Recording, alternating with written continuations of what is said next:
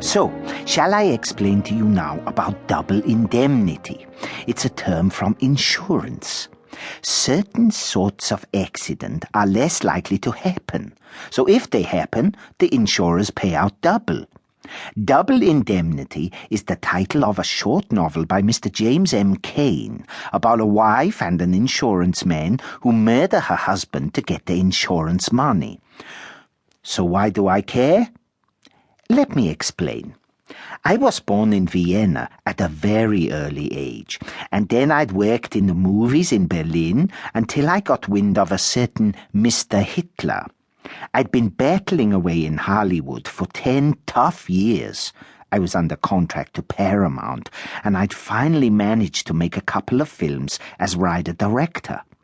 The producers at Paramount liked me, but they only liked me when I made safe little movies. So I needed to find the project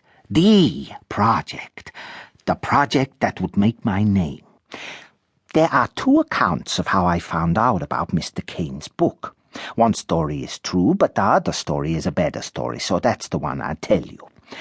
One morning, I couldn't find my secretary. She wasn't at her desk, so I keep asking where she was, and finally another secretary says, "I think she's still in the ladies' room reading that story." "What story?" I ask. And then, on cue, my secretary comes out with the bound galley proofs of Mr. Cain's book.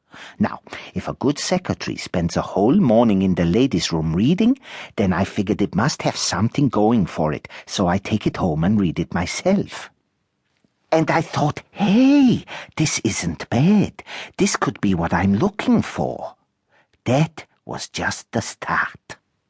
Here's one problem. I don't write screenplays on my own. It's tough enough with two guys stuck in a room. One guy in the room when he's me goes nuts, particularly if his first language is German. Ah, you think, maybe the studio can get Mr. Cain, who wrote the book. He's a screenwriter as well. But this being Hollywood, Mr. Cain is not available because he's adapting somebody else's lousy novel.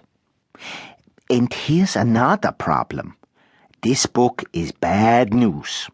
Nobody believes it will get past the production code guys who don't like sympathetic murderers, crimes you can copy, or death by suicide, all of which are in this book.